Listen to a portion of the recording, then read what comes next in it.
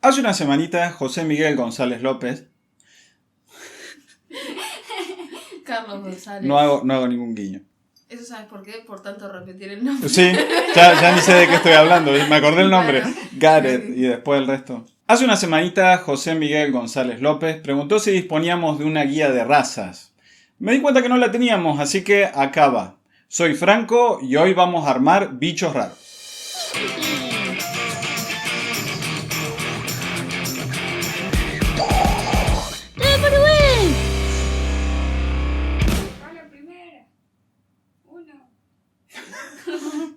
No tengo idea de qué. Claro. Al momento de plantear el problema de cómo crear razas, parece un poco problemático elaborar una serie de pautas exhaustivas de cómo armar razas para cada setting. Lo que les voy a proponer son 5 preguntas guía que tienen que hacerse antes de crear cada una de las razas. 1. ¿Realmente es necesario inventar razas? Literalmente existen millones de historias que se han contado sin recurrir a otras especies que no sean los humanos. Y eso es porque las personas presentamos tal variedad psíquica, biológica y social que se puede contar prácticamente cualquier ficción a partir de las características que tenemos. Nuestra mesa de rol es un claro ejemplo de eso. Sí, un zoológico. Incluso dentro del terreno de la fantasía y ciencia ficción hay muchas historias que prescinden de especies particulares o de razas muy raras.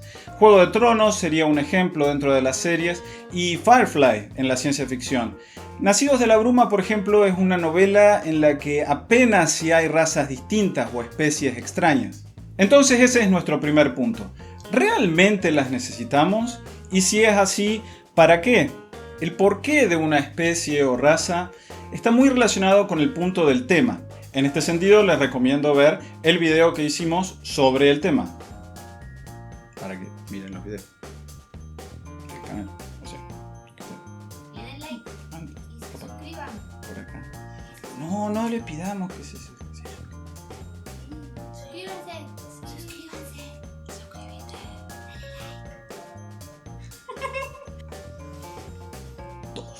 ¿Qué aporta una especie a tu universo en términos temáticos? No es difícil tomar un par de ideas, aspectos, rasgos y pegotearlos juntos. Vamos a hacer un tiburón con 3 patas, una aleta radioactiva y con poderes telepáticos. Y es novio.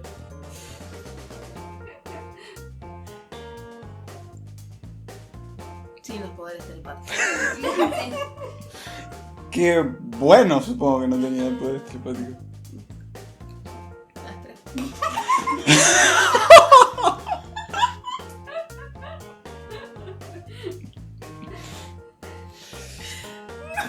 Ese me gustaría dejarlo. ¿Listo?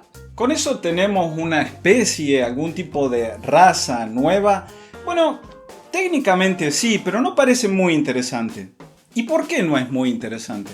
Creo que lo que tenemos que hacer acá es revisar la coherencia de la determinada especie con el tono propio del setting, de la ambientación donde vamos a jugar, la propuesta conceptual del sistema y el mencionado tema. A menos que tenga 3 patas. Tomemos por ejemplo el caso de Hombre Lobo. Los Fomori y los danzantes de la espiral negra son buenos adversarios porque representan la parte oscura de los hombres lobo, una animalidad, una humanidad y en algunos casos otras especies de bichos raros que está corrupta, que en vez de servir a esa disposición natural de Gaia, de caos, está orientada hacia la destrucción de todo lo que existe. Una especie, una raza de payasos asesinos no nos serviría en el mismo sentido. ¿Qué aporta una especie a tu universo en términos jugables? Tener humanoides con 2 bocas o gente que tiene pelos en las axilas de color violeta puede ser más o menos pintoresco, pero no aporta nada en términos de rol si no nos brinda elementos jugables. Humanoides con 2 bocas. Estaban esperando que dijera algo. Si no lo vas a decir vos, lo voy a decir yo. Humanoides con 2 bocas. Qué rico. O sea, Qué rico. Haremos placer. Cuando hablamos aquí de interesante en términos jugables, nos referimos tanto al fluff como al crunch. Es decir, nos tienen que brindar elementos ficcionales interesantes, origen, historia, conflictos, como mecánicas que lo diferencien de otras especies. ¿De qué nos servirían? Y digo bien, ¿de qué nos servirían? Simplemente razas que tuvieran, o especies, que tuvieran distintos tipos de colores, pero que mecánicamente funcionaran igual. 4. ¿Cómo se relaciona una especie con el espacio que habita? Este punto lo habíamos abordado alguna vez con Gustavo. Tenemos que tener en claro cómo se sustenta el organismo del que estamos hablando en el espacio que habita. Tomando el ejemplo de la alimentación, podemos preguntarnos si nuestro organismo caza, es recolector o bien dispone de algún tipo de ganado, siembra. Todas esas cosas nos brindan elementos para entenderlo. También deberíamos preguntarnos si nuestros bichos crecieron en el entorno en el que estamos concibiendo o bien migraron por alguna razón a él, ya sea porque lo llevó otra especie o porque ellos decidieron moverse. Estos bichos de los que estamos hablando, ¿surgieron en un ambiente y continúan ahí o bien emigraron? Y si lo hicieron, ¿por qué? ¿Son inteligentes como nosotros entendemos este aspecto o bien proceden de una manera más instintiva, animal? Y en caso de que sean inteligentes, ¿cómo se relacionan con la naturaleza? ¿Buscan tener alguna especie de armonía o bien entienden que hay que explotarla, sacarle el mayor provecho posible? Al tener en claro todos estos elementos que en un primer momento parecen ser exclusivamente narrativos, ficcionales, podemos volver al sistema y aplicarles distintos modificadores, por ejemplo, para hacerlos más interesantes en términos jugables. Jugoso. Esto no es simplemente decoración. Cuando tenemos en claro todos estos elementos ficcionales, podemos después tomarlos y llevarlos nuevamente al sistema, entender sobre bonificadores, penalizaciones o cualquier dote, por ejemplo, rara de la criatura que la haga diferente de otras. Ya estoy pensando en las dos bocas. Sí. O sea, qué rico. No puedo dejar de pensar en esos humanoides. Qué rico. ¿Dónde tendría las dos bocas? Qué rico. Espero que en este punto quede claro que las preguntas no son lineales. Al tener en claro algunas podemos volver sobre las otras y trastocarlas, mejorarlas. O sea, las respuestas de las preguntas. ¿Se entendía? Agregarle una boca más al bicho. Qué rico. Sí.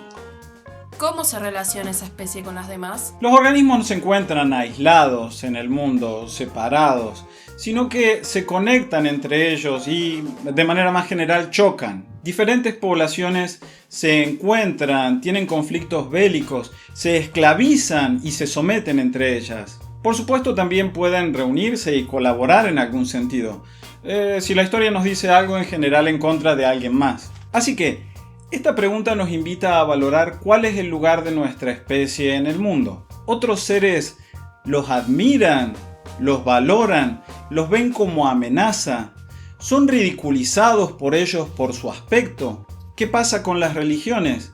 ¿Se burlan de nuestra especie y la consideran atrasada? ¿O por el contrario hay puntos de contacto que podrían darnos a pensar un origen común? De nuevo, si tenemos en claro este contraste, esta conexión entre las distintas especies, podemos volver al punto 3 y agregarle algunos elementos jugables que lo diferencian.